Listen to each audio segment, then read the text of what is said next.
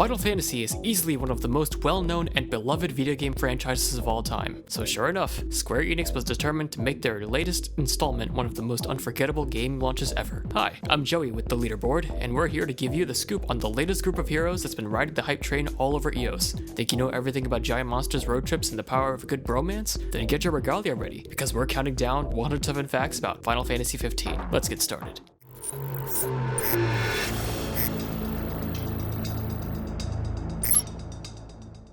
Fact number 1. Final Fantasy XV was originally known as Final Fantasy Versus XIII, and was announced in 2006 under the banner of Fabula Nova Crystallis, along with Final Fantasy XIII and Final Fantasy Algae 13. Originally for PS3, Square Enix character designer and Kingdom Hearts director Tetsuya Nomura was slated to direct Versus XIII. Number 2. Final Fantasy Versus XIII's transformation into Final Fantasy XV, and from a PS3 project to PS4 and Xbox One, was revealed in Sony's E3 2013 press conference. From a side project to a full number title, that's one heck of an upgrade. Number 3. In a bold statement, director Hajime Tabata said that the primary focus of Final Fantasy XV was modernizing it. He wanted to create a game more similar to a Western AAA title to reclaim the series' cutting-edge reputation. Number 4. While Final Fantasy XV is a drastically different addition to the series, developers wanted to make sure that the game was all-inclusive, meaning that on top of the new features added, key features from older games would be preserved, such as switching weapons mid-battle, magic synthesis, and AI party members. Number 5. The original director of Final Fantasy XV,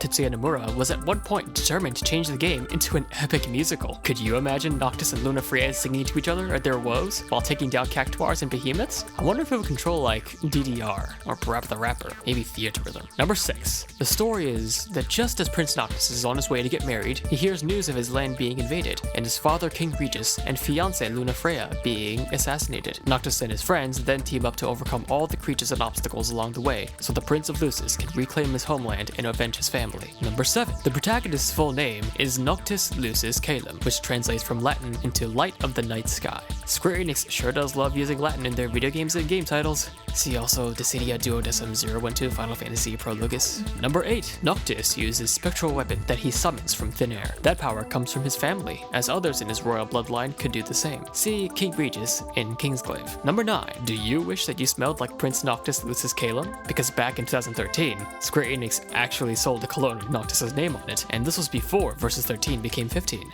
Number 10. Another main character is Ignis Scientia, whose name literally translates to fire knowledge in Latin. Do I smell a Firaga user?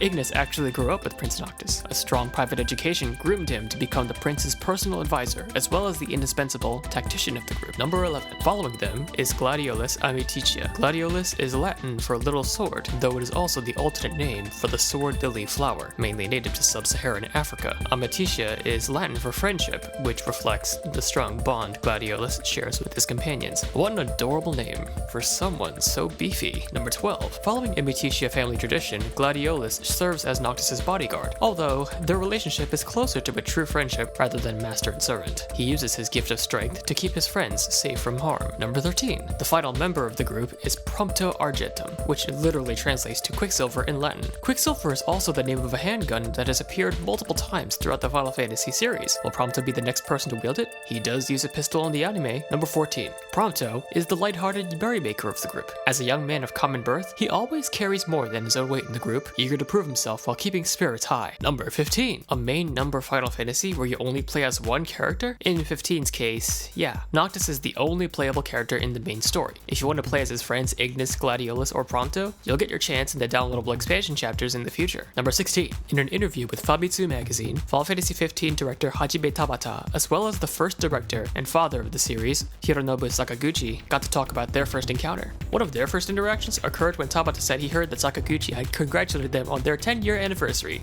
a comment poking fun at the lengthy development period. Number 17. Tabata and Sakaguchi later met for a meal, and Sakaguchi apologized for the comment. Over the meal, Sakaguchi told Tabata that he could ask him anything, so he got right back at him by asking how much he was earning. Sakaguchi neglected to reply. why. Oh, these jokesters. Number 18. During their meal, Sakaguchi told Tabata that there was one thing about the demo that concerned him. Apparently in the behemoth encounter, its hind leg was sticking through a fence. Ever blunt, Sakaguchi was always quick to point out areas of the game that needed revising, and Tabata took every word of advice to heart. Number 19. Sakaguchi told Tabata about the uphill struggle to get your game done by the release date, and how the feeling after you complete it is worth it. Sakaguchi said both FF3 and FF4 were finished around the break of dawn, and I couldn't help striking victory poses on my way home alone. I still remember those moments as the most enjoyable and fulfilling moments of my life. I'm sure this will be a shining milestone in Tabata-san's own life, so do what you do and enjoy every moment of it. This is your Final Fantasy, and the start of a new era.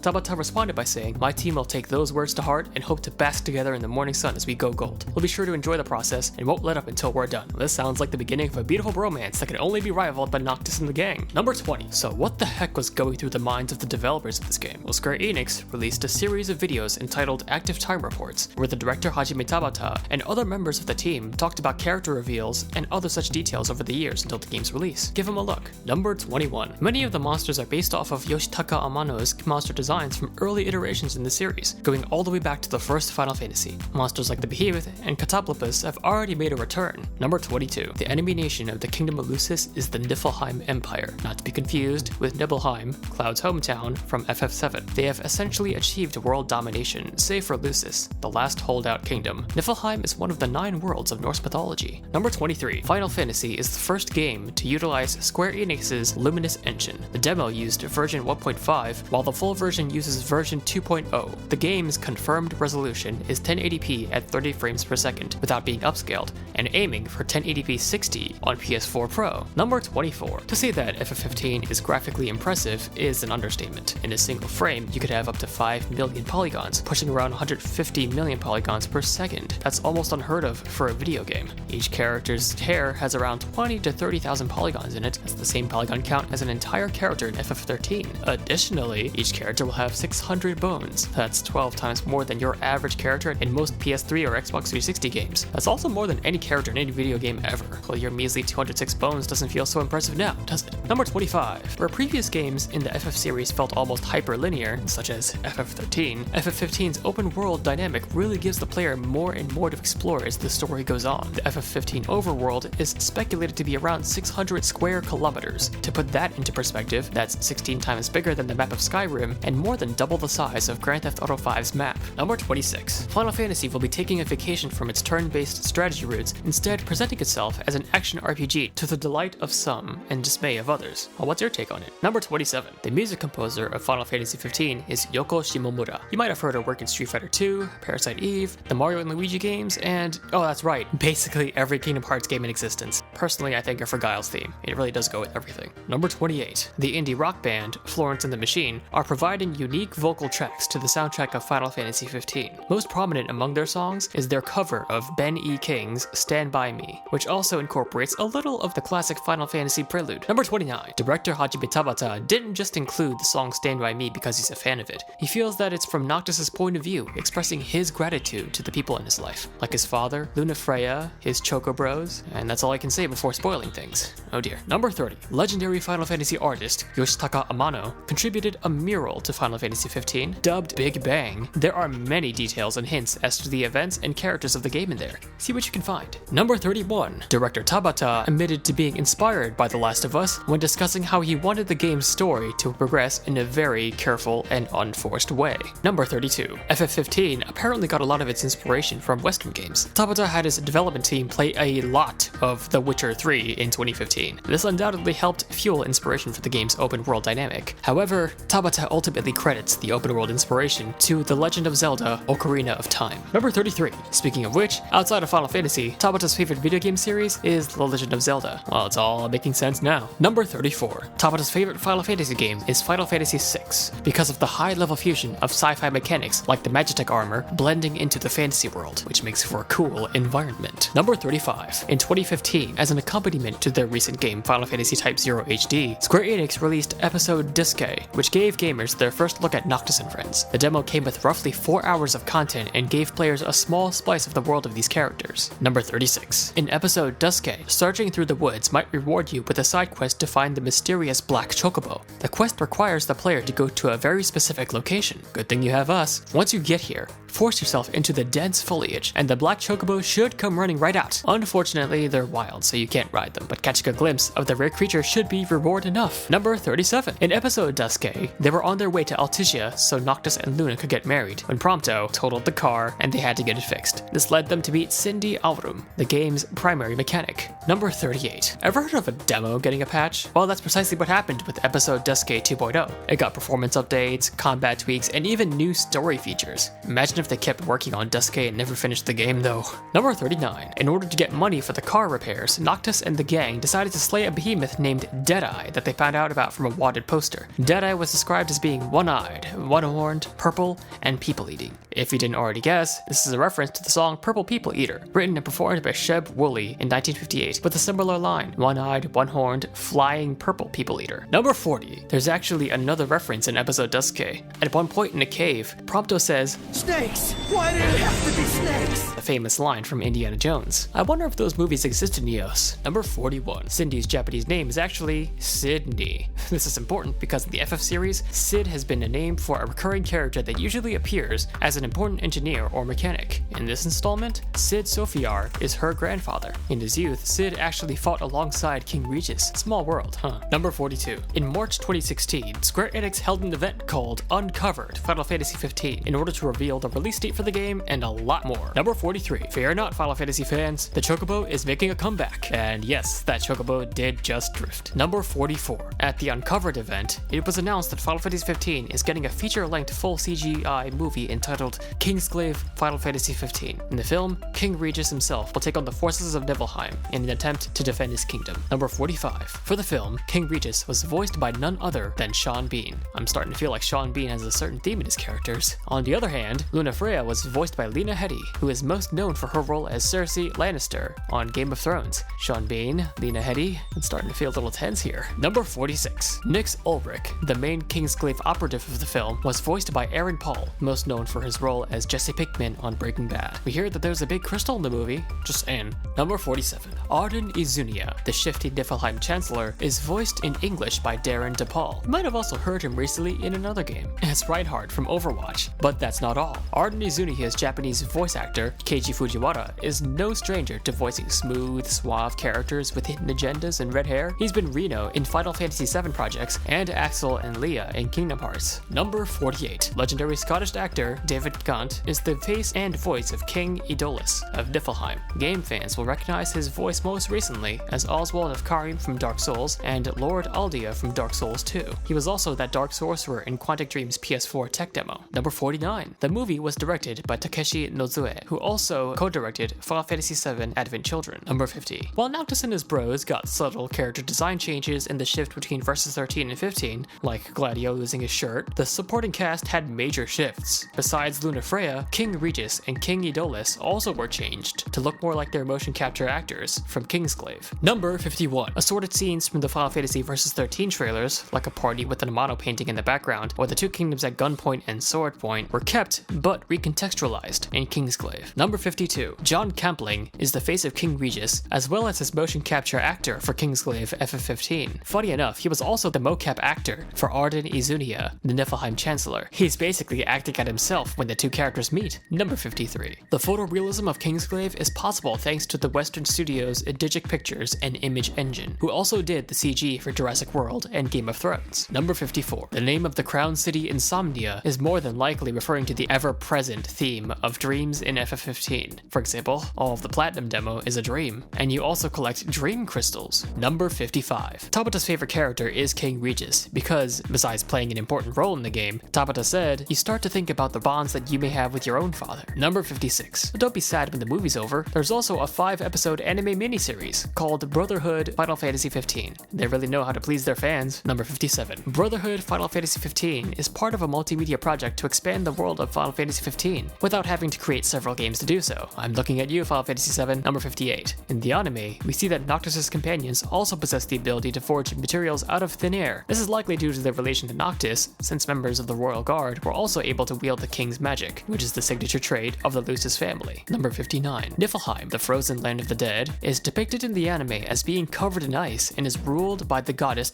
Hel. Number 60. The anime also shows the Niflheim flag bearing a soldier's helmet and a creature that that closely resembles a kind of dragon. Could this be insight into the Empire's guardian or summon creature? Is that Bahamut? Number 61. Despite his name meaning little sword, Gladiolus is extremely proficient with a great sword, continuing the ever-popular FF theme of pretty boys wielding giant weapons. Number 62. The monster that nearly killed Noctis in Brotherhood is a classic Final Fantasy monster called Merilith. It's one of the 4 fiends of the original Final Fantasy game, Merilith being the fiend of fire. Number 63. The name of the car that the group drives around in is Regalia, a word often used to reference the clothing and adornments of royalty. Number 64. Tabata revealed that the Regalia car is actually the last memento Noctis received from his father, King Regis, and through this, you sort of see their father-son connection, and that ruling families sure can spend money. Number 65. During game development, cars were originally steered from the right side, as one would commonly see in Japan, but after much discussion, it was concluded that in Niflheim culture, the vast majority of people were right-handed. But because Niflheim exports in most of the world's technology, including cars, Regalia was changed to be steered from the left side, more commonly seen in the West. This decision also made sense when considering the cultural influences in the lore.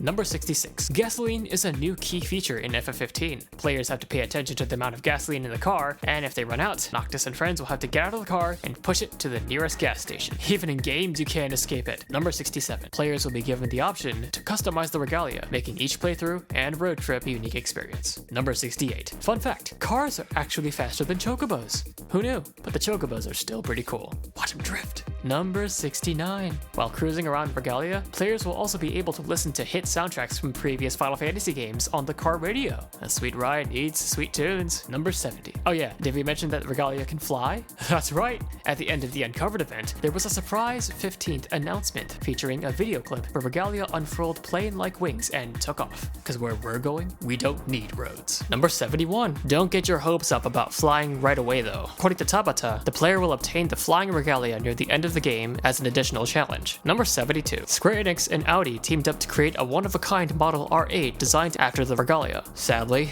this one doesn't fly. Number 73. The game's realism goes beyond the characters themselves, of course. For example, in the game, the mountains in the distance will look closer the nearer you get to them. This is normal in real time. This is extremely hard to replicate in the game due to limitations that prevent people from achieving those feats. The Final Fantasy team considers this new feature a technological success. Number 74. Yasuyuki Matsunami, the world map director, based the game's open world dynamic on the old NES RPGs, which gave freedom to the players to go wherever they desired, despite their simplicity in game design. For the characters traveling around the world and via car, the team gathered inspiration and constructed an expansive world based on racing games. Number 75. The Platinum demo, which features a separate story set in Noctis' dreams during his youth, was released on March 30th, 2016, the same night of the Uncovered Final Fantasy XV event. Number 76. There are 2 secret weapons in the Platinum demo called the Radiant Sword and the Shiny Hammer. Their marked improvements on your base weapons are worth sniffing out. The sword is located in the toy room by a couple of blue and green books with a playing card on top. The Shiny Hammer is located at the center of the middle plaza during the outdoor dream sequence. You can find it in this alley.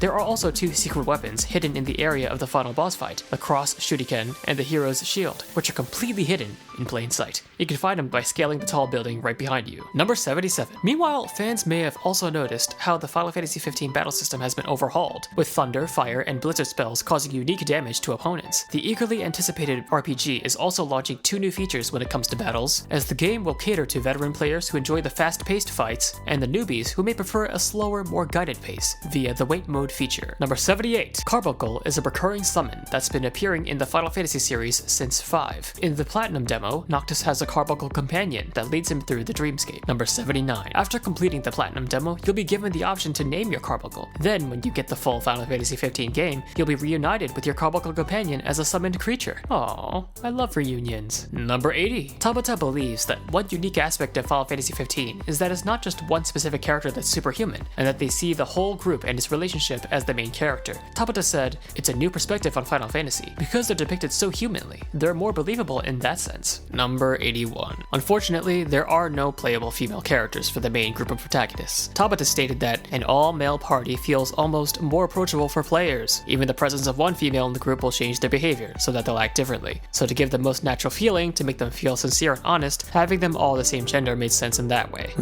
Number 82. Tabata went on to say that they will adopt a boys will be boys demeanor, saying the world might be ready to see the curtain lifted on what boys do when girls aren't around, when they come out of the tent all prim and proper. That's kind of the idea behind it. We think, male or female player, that everyone will feel a certain connection and bond with the four characters. Number 83. Luna Freya Noxflore, the main heroine who is Noctis' childhood friend and fiancé, has the ability to talk to gods. Because of this, she is considered the youngest oracle ever. Number 84. If you remember Luna Freya having longer hair and wielding a sword and magic, that's because you're thinking of the Versus XIII version of her, Stella. She was going to be the Juliet to Noctis' Romeo, complete with a family obligation to be his enemy. Oh, wherefore art thou, Stella? Number 85. The Plague of the Stars is a mysterious phenomenon that causes the nights to become longer and longer. Luna uses her immense magical power to slow the advancement of the plague, effectively preventing the world from being consumed by absolute darkness. In-game, players will experience longer and longer nights. Number 86. Luna has a black-haired attendant named Gentiana. There has been much speculation about her existence ever since Final Fantasy XV revealed her. Given Luna's connection to the gods as an oracle, it's entirely possible that Gentiana isn't human. Number 87. Muggles are in Final Fantasy XV, but they aren't necessarily the fairy-like mythic creatures from the series' history though. This time, they're a stuffed doll decoy that you can toss into the fray to distract your enemies as they damage it instead.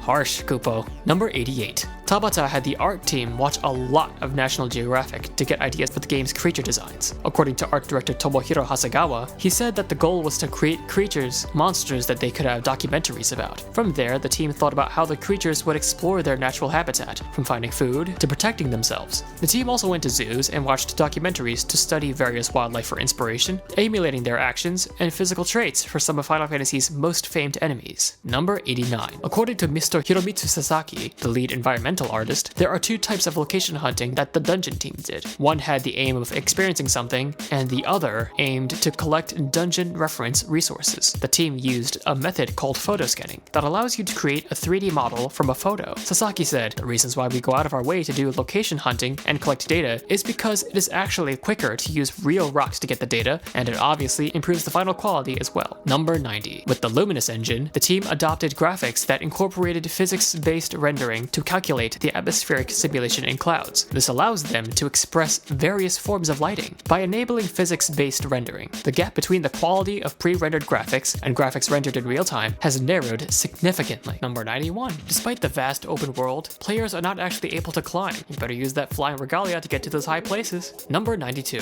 Like it or not, product placement is a thing that got its way into Final Fantasy XV and its related projects. Noctis and Prompto's clothes are branded Rowan, and you can see advertisements for Beats by Dre headphones, Uniqlo, and Japan Air and Kingsglaive. Noctis and his gang also use Coleman camping gear, and oh lord, there's a cup noodle truck and side quest in Final Fantasy XV itself. Somebody stop them! Number 93. In the game, when you take pictures with Prompto's camera, you'll be able to upload the pictures to social media. Final Fanstagram anyone? If you take pictures often, Prompto's photography skills will actually improve. Number 94. Justice Monsters V, a minigame within Final Fantasy XV, became available on all mobile platforms prior to the game's release. Number 95. Ramu, a recurring character and summon in the FF series, makes a return in FF15. One cool Easter egg is that the head on his staff resembles the head of Ixion, the unicorn or lightning elemental from Final Fantasy X. Number 96. Noctis actually hates coffee. Although Noctis can be seen drinking ebony in Brotherhood, Tabata says that he's only doing it to appear cool. We can see right through you, Noctis. Number 97. Tabata promised Final Fantasy II game designer and Saga series creator Akitoshi Kawazu that he would beat FF2 after he finished development on FF15. Ooh, wow, he put that one off for a long time. Number 98. Many parts of the game are based on real-life experiences from the staff. For example, some of the game is influenced by Tabata's trip to Europe in his 20s. Number 99. Altesia is one of the most important places in the game according to Tabata. It is based on the city of Venice, Italy, which is apparent from the various canals and gondolas throughout the city. Number 100. Lestalem is another important location, this time based on Cuba. Lestalem has a huge crater where a meteor once hit, and though it was long ago, it remains burning, giving the city energy to run on. Number 101. While the meteor crash is steeped in mystery, Tabata said it's an event that the characters won't actively explore because it's been there for as long as anyone can remember, and it's a part of history. That said, we may learn more about the meteor through gameplay. Number 102. Here's good news for the international fans of Final Fantasy. Besides the English and Japanese voice dubs, Final Fantasy XV will have German and French voice dubs, and include text localizations with subtitles for Russian, Chinese, Latin American Spanish, and Brazilian Portuguese. Number 103. Japanese voice actors Tatsuhisa Suzuki, who is the voice of Noctis, and Mamoru Miyano, who is the voice of Ignis, have worked together in the past. They were also the voices of Makoto Tachibana and Rin Matsuoka in the Free series. Mamoru Miyano was also the voice of Light Yagami from the Death Note anime. Tetsuya Kakihara, the voice of Prompto Argentum, was Natsu Dragneel, the protagonist of the Fairy Tail series. Kenta Miyake, the voice of Gladiolus, was Scar from Fullmetal Alchemist Brotherhood, not to mention a handful of Pokemon characters including Metagross, Conkeldurr, and even Darkrai. Number 104. The deluxe edition of the game includes a steelbook case with the Big Bang mural design on it and contains both the game and the Kingsglaive film. In terms of digital game extras, you get the unique weapon Masamune, the Royal Raiment outfit, and the Platinum Leviathan car recolor. Number 105. On the other hand, the Ultimate Collector's Edition includes the contents of the deluxe edition, a second steelbook with the Brotherhood miniseries and a soundtrack disc, a hardcover 192-page art book, downloadable item packs, and finally, an exclusive PlayArts Kai Noctis figure with an Ultimate Edition exclusive weapon. If you're a die-hard FF fan, all this can be yours for a whopping $270, and you probably already got your pre-order in when the FF15 Ultimate Collector's Edition was sold out twice. Number 106. It's also been revealed that Final Fantasy XV is getting a DLC Season Pass. The Season Pass is a special deal for customers who have already pre-ordered the Final Fantasy XV Digital Edition, according to the PSN store listing. The store now lists 3 content packs and 3 episodes as falling under the Season Pass plan. They are the Booster Pack, Episode Gladiolus, Holiday Pack, Episode Ignis, Episode Prompto, and the Expansion Pack. And finally, number 107. When Square Enix showed off Final Fantasy XV gameplay in 2014, fans took notice of the awesome car and how memeable it was. They removed the background and started overlaying the characters on top of a variety of settings. Square Enix took notice and gave the fans a little present, high-res assets, so fans could easily make more memes. Thanks for watching 107 Facts about Final Fantasy XV. Did we leave anything out? What's your favorite part of the game? Comment below and let us know. We have new videos dropping every week, so let us know what game you want us to cover next. And if you like getting more from your games, subscribe to the Leaderboard, where we help you game smarter.